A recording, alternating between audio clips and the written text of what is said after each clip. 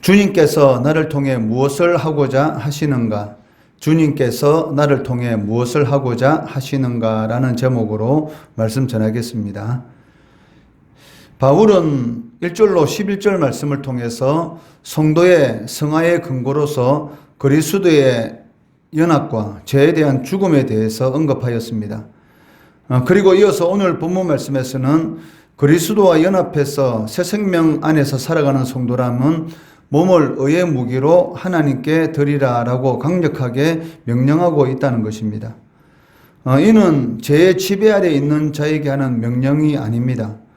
신학자 머레이의 지적처럼 아직 해방되지 않은 노예를 보고서 노예처럼 행동하지 말라라고 명령하는 것은 그의 노예됨을 조롱하는 것이다 라고 할 수 있기 때문입니다.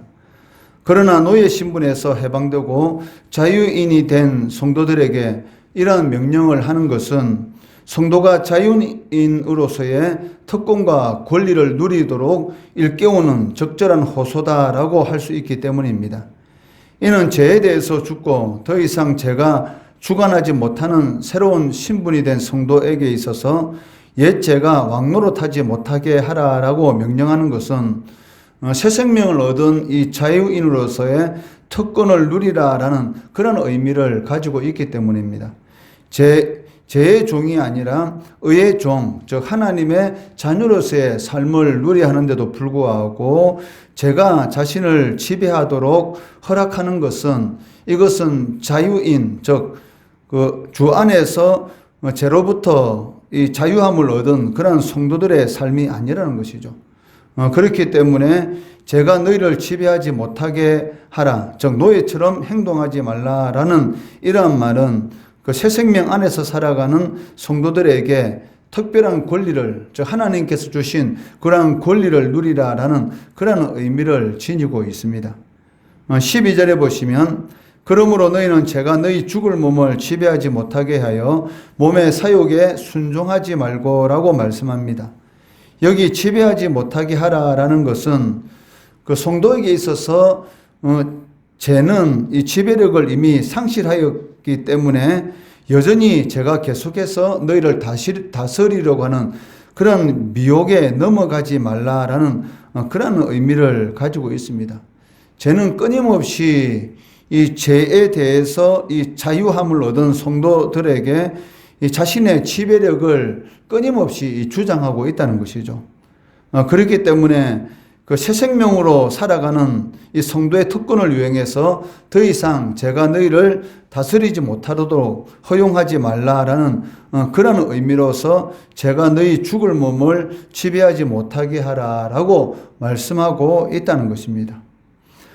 이러한 사실은 예수를 믿기 전에는 전혀 불가능한 일이었습니다. 전적으로 타락한 존재, 전적으로 무능한 존재였기 때문에 제가 이끄는 대로 끌려가는 그러한 삶을 살아갈 수밖에 없다는 것이죠. 에베소서 2장 2절 말씀해 보시면 그때에 너희는 그 가운데서 행하여 이 세상 풍조를 따르고 공중의 권세 잡은 자를 따랐으니 곧 지금 불순종의 아들들 가운데서 역사하는 영이라라고 말씀하고 있습니다. 에베소서 2장 2절 말씀해 보시면 따르고라는 이 말이 두 번이나 반복해서 나오고 있는데 이것은 자신의 의지에 따라서 따랐다라는 그런 의미가 아니고 이 끌려다녔다라는 그런 의미를 가지고 있습니다. 즉 이 세상이 추구하는 그런 가치관에 따라서 어쩔 수 없이 끌려가는, 자신은 그런 삶을 살기를 원하지 않지만 자신을 이 노예처럼 부리는 그런 죄의 지배 아래에 있기 때문에 자신의 의지와는 전혀 상관없이 이 노예의 이 의지에 따라서 그러한 삶을, 즉 불순종의 아들들 가운데 역사하는 이런 사탄의 지배 아래에서 끌려다닐 수밖에 없는 그러한 삶을 살아갔다는 것입니다. 그렇지만 이제는 죄에 대해서는 죽은 자로서 죄의 요구를 얼마든지 거부할 수 있다는 것이죠. 죄에 대해서 죽었다라는 이 말은 무엇을 의미하고 있습니까? 그 죄의 지배력이 영향을 미치지 못한다. 즉 죄와는 아무 상관이 없는 그런 존재가 되었다라는 그런 의미를 가지고 있습니다. 예수를 믿기 전까지만 하더라도 이 세상에 추구하는 그런 가치관을 따라서 살아가야지만이 그것이 행복한 그런 삶인 줄 알았고, 또 제가 이끄는 대로 하나님을 대적하는 그런 삶을 살아갈 수밖에 없었다는 것입니다. 그렇지만 이제는 제가 요구하는 그런 모든 영향력에 대해서 거부할 수 있는 그런 이 능력이 우리 성도들 가운데 있다는 것이죠. 그렇기 때문에 죄로 하여금 자신의 몸을 지배하도록 통제하게 내버려 두지 말라는 것입니다. 만약에 제가 자신의 몸을 지배하도록 내버려 둔다면 그 사람은 하나님의 은혜를 헛되이 받은 것이다 라고 말씀할 수 있습니다. 하나님의 은혜 아래 있는 사람은 죄의 지배를 받지 않습니다. 그런데 이 하나님의 은혜 아래 있으면서도 불구하고 죄의 지배 아래 놓이게 되는 그 이유가 무엇입니까? 그 하나님 안에 거하는 그런 삶을 살아가지 않는다는 것이죠. 즉 하나님의 말씀하고는 전혀 상관이 없는, 즉 성도라는 그런 이름을 가지고 있으면서도 불구하고 전혀 성도의 삶하고는 전혀 상관이 없는 그런 삶을 살아가기 때문에 사실은 죄의 지배 아래에 있다는 것이죠. 사실 이런 일들은 이 국회의원 선거라든지 이런 대통령 선거가 가까우면은 우리가 그런 것을 볼 수가 있지 않습니까? 마치 믿음이 있는 것처럼 교회 안에 와서 이게 두 손 모아서 기도하고 있지만 사실은 그 기도는 사실은 형식적인 기도인 것이고 사실은 이 외식적인 기도인 것이죠. 삶의 모습에는 전혀 하나님의 자녀로서의 그런 모습이 나오지 않으면서도 이 표 하나 더 얻기 위해서 교회에 와서 기도하는 그런 모습을 보면은 이것은 그 죄의 지배 아래 있는 것이지 의의 지배 아래, 즉 하나님의 은혜의 지배 아래에 있는 그런 사람은 아니다라고 말을 할 수가 있다는 것입니다. 즉 성도라는 이름을 가지고 있으면서도 불구하고 제가 요구하는 대로 살아간다, 즉 세상의 가치관을 가지고 살아간다면 그 사람은 하나님의 은혜를 받은 사람이 아니다. 다른 말로 말한다면 하나님의 은혜를 받았다고 한다면 하나님의 은혜를 헛되이 받은 것이다 라고 말을 할 수가 있습니다. 아마 쟤는 상실한 자신의 이 통치 영역을 회복하기 위해서 안간힘을 쓸 것입니다. 우는 사자와 같이 산길차를 찾기 위해서 성도들의 삶 가운데 틈만 보이면은 그 틈을 비집고 들어가서 어떻게 하든지 은혜의 지배 아래에서 죄의 지배 아래로 끌어당기기 위한 그러한 이런 근모술수, 이러한 미혹을 하고 있다는 것입니다. 마치 개가 자신이 토한 것을 다시 주워서 먹고 돼지가 그 몸을 아무리 깨끗하게 씻어 주어도 도로 더러운 구덩이에 가서 뒹구는 것처럼 끊임없이 죄는 우리를 미혹하고 있습니다. 그렇기 때문에 죄에 대해서 죽은 성도가 여전히 죄로 하여금 자신의 몸을 임의로 주관하게 한다면 그것은 이 자유인이 다시 노예의 비참한 그러한 삶으로 돌아가는 것과 같은 어리석은 행위다라고 할 수가 있다는 것이죠.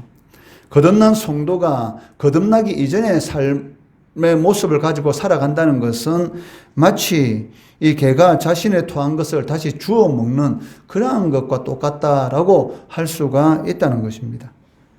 12절 말씀해 보시면 이 사욕이라는 이 말이 나오고 있는데 이 말은 제 지배 아래에 있는 인간에게 역사하는 어떤 그 휘몰아치는 힘을 의미하고 있습니다. 이런 힘은 돈을 통해서, 명예를 통해서, 권력을 통해서 모든 방면에서 나타날 수가 있다는 것입니다. 그렇기 때문에 성도는 이러한 것들이 자신에게 영향을 미치도록 버려두어서는 안 된다는 것이죠. 돈이 그 하나님의 자리에 앉으려고 하면은 그 하나님의 자리에 앉지 못하도록 쫓아내야 하는 것이고, 명예가 하나님의 자리에 앉아서 영향력을 발휘하려고 하면은 그런 영향력을 행사하도록 용납해서는 안 된다는 것입니다. 왜냐하면 이러한 육체의 소욕은 언제든지 이 성령의 소욕과 대립되기 때문에 제가 이 몸에 왕노릇하도록 방치하게 되면 항상 성령을 거스르는 그러한 삶을 살아갈 수밖에 없다는 것이죠. 신앙생활하는 가운데 왜 저 사람은 저렇게 행동할까라는 그런 생각이 들 때도 있습니다. 그 이유가 무엇입니까? 그것은 이 육체의 소욕이 이 성령의 소욕과 대립되는데도 불구하고 제가 몸에 이 왕노릇하도록 방치하였기 때문입니다. 그렇기 때문에 교회에 와서 예배를 드리고 또 성도라는 이름을 가지고 살아가고 있지만 이 같은 성도의 입장에서 왜 저렇게 살아가는가? 왜 신앙생활을 저렇게 하는가? 도무지 이해되지 않을 때가 있습니다. 그렇지만 그 도무지 이해되지 않는 신앙생활하는 사람은 자신은 모릅니다. 왜 자신이 그렇게 신앙생활하는지. 그 이유가 무엇이겠습니까? 바로 제가 이 왕노릇하고 있기 때문입니다. 그러니까 제가 왕노릇하고 있는데도 불구하고 그 제가 왕노릇하고 있다라는 것조차도 알지 못하는 것이죠. 왜냐하면 그 제 지배 아래에 있기 때문입니다. 그렇기 때문에 언제든지 제가 이 왕노릇하지 못하도록 이 방치하면 안 된다는 것이죠. 방치하게 되면 반드시 성령을 거스르게 되고 이 자유인이 아닌 이 노예의 삶을 살아갈 수밖에 없다는 것입니다. 그렇기 때문에 성도는 이것들과 맞서 싸우는 그 성화의 삶을 살아가야 합니다. 성령을 쫓아서 행하면 죄는 더 이상 우리의 인생에서 자신이 이루려고 하는 그런 목적을 이룰 수 없기 때문입니다. 왜냐하면 성령께서는 옛 습성을 따라서 살아가려고 하는 이런 우리의 육체의 소욕에 이끌리지 않도록 우리를 붙들어 주시고 그리스도 안에서의 새로운 삶을 살아갈 수 있도록 우리를 붙들어 주시고 인도해 주시기 때문입니다. 성도의 삶은 성령이 이끄는 삶입니다. 그렇기 때문에 성령이 이끄는 그러한 삶을 살아가도록 위해서 하나님께 주신 그 말씀에 순종해야 하는 것이고 하나님 말씀에 순종하는 삶을 살아갈 때에 우리의 이 예습성을 이길 수 있다는 것입니다. 그러므로 그 예수로 말미암아 칭의된 성도들은 더 이상 자신의 지체를 죄 아래 방치해서 죄의 세력이 임의대로 자신을 주관하지 못하도록 해야 한다는 것입니다. 13절 말씀해 보시면 또한 너희 지체를 불의의 무기로 죄에게 내주지 말고 오직 너희 자신을 죽은 자 가운데서 다시 살아난 자 같이 하나님께 드리며 너희 지체를 의의 무기로 하나님께 드리라라고 말씀하고 있습니다. 13절 말씀해 보시면 드리라라는 말이 두 번이나 반복되고 있는데 성도들의 인생의 목적이 무엇인가에 대해서 잘 보여주고 있습니다. 성도는 하나님께 드리는 그러한 삶을 살아가는 사람입니다. 하나님께 자신의 가지고 있는 모든 것을 통해서 하나님의 영광을 돌리는 삶, 그러한 삶을 살아가는 것이 성도들에게 있어서 가장 행복한 삶인 것이고 그를 통해서 하나님께서 공급하시고 채워주시는 그러한 은혜를 성도가 누릴 수가 있다는 것입니다. 드리지 않으면 하나님 앞에서 얻을 수 있는 것은 아무것도 없습니다. 하나님께 드리고 너희 지체를 의의 무기로 하나님께 드릴 때에 우리의 삶 가운데서 이 자유의만이 누릴 수 있는, 즉 하나님의 자녀로서의 누릴 수 있는 그런 특별한 권리를 누리게 된다는 것입니다. 그러나 죄는 더 이상 성도들을 함부로 지배하지 못합니다. 14절에 보시면 제가 너희를 주장하지 못하리니 이는 너희가 법 아래에 있지 않고 은혜 아래에 있음이라 라고 말씀하고 있습니다. 성도들에게 있어서 죄는 더 이상 지배하지 못합니다. 우리가 자꾸 죄에게 이 문을 열어주기 때문에 그게 문제인 것이지 원래는 성도의 삶에 죄가 더 이상 이 영향력을 발휘하지 못한다는 것이죠. 이처럼 제가 성도들을 함부로 지배하지 못하는 그 이유는 무엇입니까?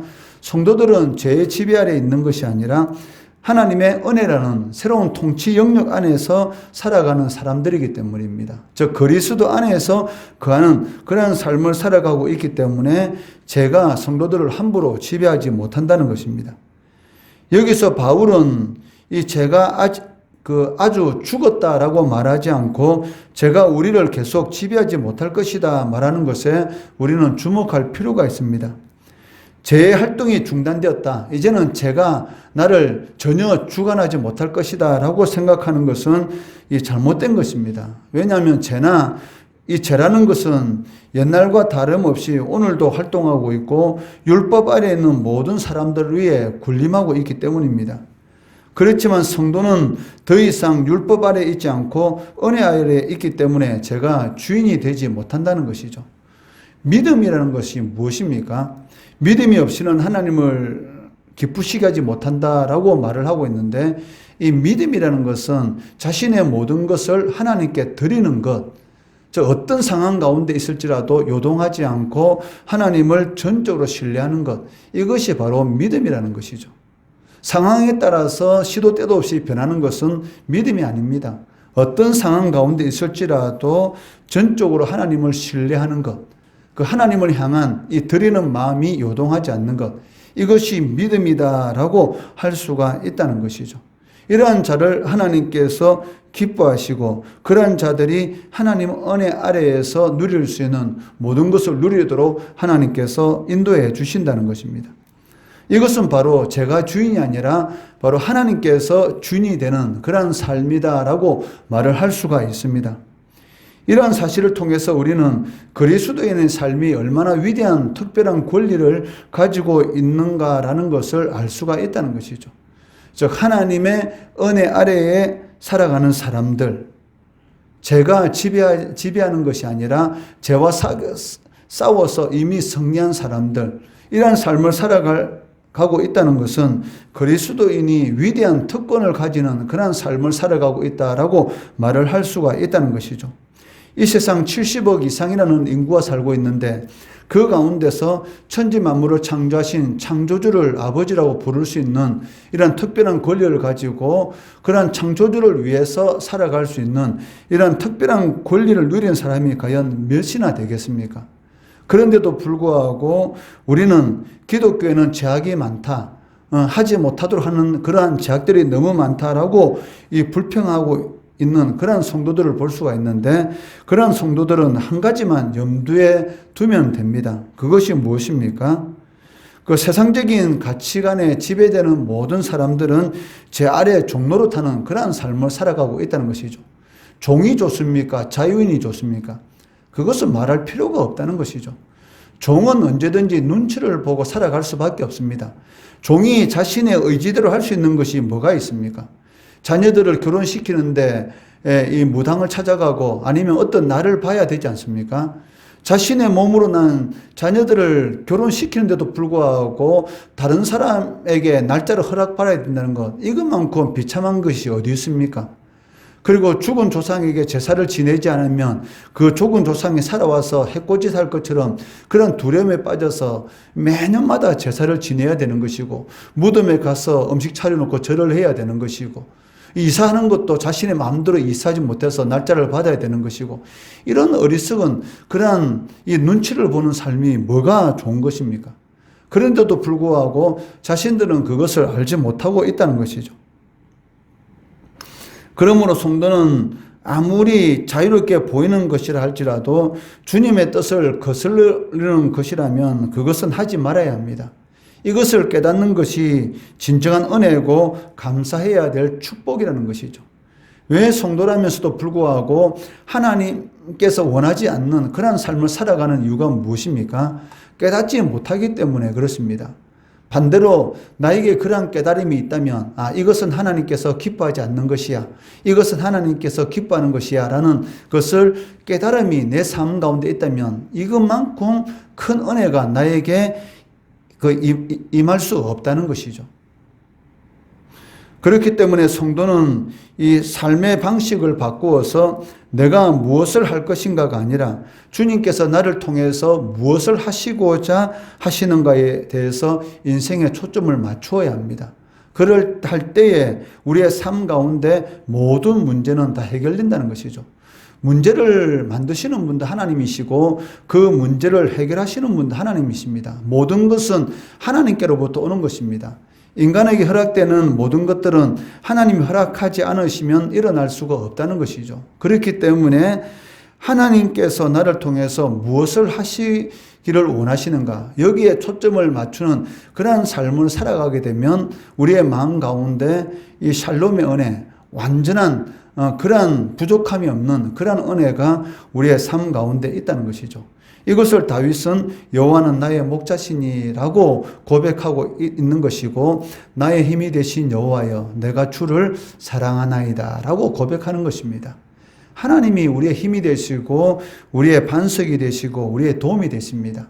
즉 하나님께서 나를 통해서 무엇을 하고자 하시는가에 초점을 맞추는 그런 삶을 통해서 나의 힘이 되시고 나의 반석이 되시고 나의 도움이 되시고 나의 목자가 되시는 그런 하나님의 은혜와 능력을 체험하시는 우리 성도들 되시기를 주의 이름으로 축원합니다.